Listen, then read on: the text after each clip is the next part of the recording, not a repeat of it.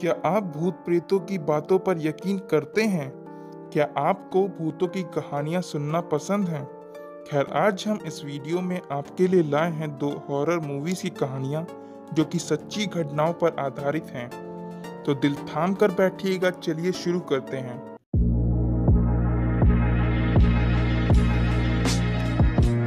Exorcist movie. जैसा कि आप सभी जानते ही होंगे, इस मूवी में दिखाया गया है कि एक 12 साल की लड़की किसी रहस्यमयी तरीके से आत्माओं के वश में आ जाती है। फिर उसकी माँ तांत्रिक की मदद लेकर अपनी बेटी को बचाती है। एग्जॉर्सिस्ट मूवी रोलैंडो की असली घटना पर आधारित है। साल 1936 में रोलैंडो एक जर्मन लुथेरन क्रिश्चियन फैमिली में पैदा हुआ। रोलैंडो इकलौता लड़का था उनकी फैमिली में। वो अपनी आंट हैरियट से बहुत क्लोज था। हैरियट एक स्पिरिचुअल लेडी थी जो कि भूतों पर विश्वास रखती थी। एक दिन आंट ने रोलैंडो को कोजा बोर्ड के बारे में बताया। कोजा बोर्ड एक ऐसा इक्विपमेंट है जिससे आत्माओं से कांटेक्ट किया जा सकता है। कुछ सालों के बाद आंट की मौत हो गई। इसके बाद रोलैंडो ने कोजा बोर्ड के जरिए उनसे कांटेक्ट करने की कोशिश की। कुछ दिनों बाद रोलैंडो के घर में अजीब सी घटनाएं घटने लगीं।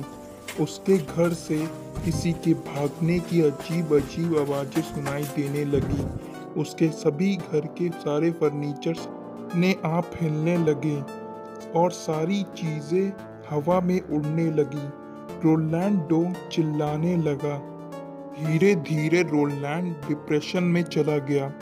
फिर उसके पेरेंट्स ने उसे मेडिकल और साइकेट्रिस्ट डॉक्टर को भी दिखाया, लेकिन डॉक्टरों के पास इन सारी घटनाओं का कोई एक्सप्लेनेशन नहीं मिला।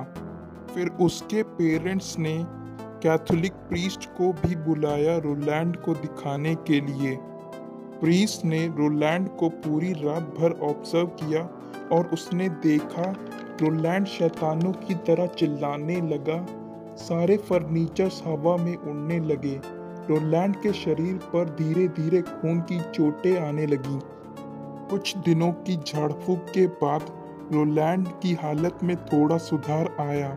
धीरे धीरे समय बीतता गया। रोलैंड धीरे धीरे ठीक होने लगा।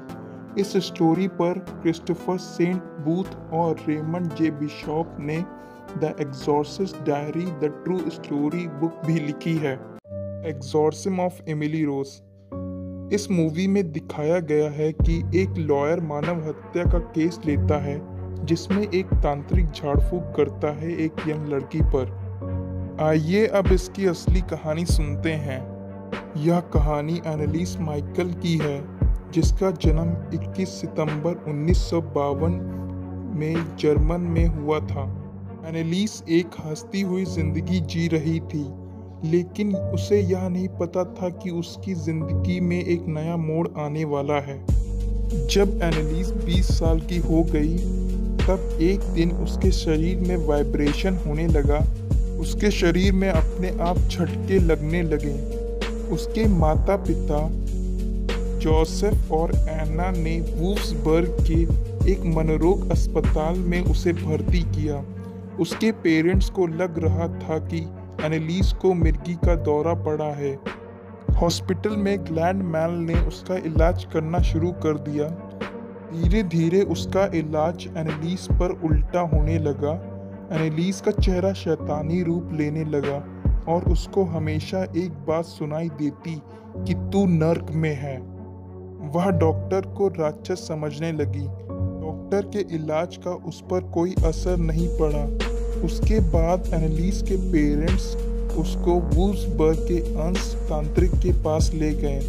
एनालिस फर्श पर सोया करती थी और वह मकड़ियों, मक्खियों और कोयले तक को खाने लगी। एर्नोल्ड ट्रेंस और पैस्चर अर्न्स ने उसको बचाने के लिए बहुत से जादू किए और उसे बचाने की पूरी कोशिश की।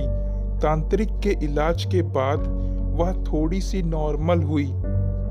पैस्चर अर्न्स को पूरा यकीन हो गया था कि एनालिस किसी शैतानी आत्मा के वश में है, पर उसके चिल्लाने की आदत अभी बंद नहीं हुई थी। एनालिस अपने आप को कमज़ोर महसूस करने लगी। एनालिस को निमोनिया भी हो गया था। उसे तेज बुखार आने लग गया। उसकी हालत देखकर उसके माता पिता बुरी तरह से रोने लगते थे। एनालिस माइकल बस एक दुआ मांगती थी कि उसे मोक्ष मिल जाए। फिर 1 जुलाई 1976 को एनालिस माइकल की दर्दनाक तरीके से मौत हो गई। आपको क्या लगता है कि आत्माएं असली में होती हैं? और इन दोनों स्टोरीज में से आपको कौन सी सबसे अच्छी लगी?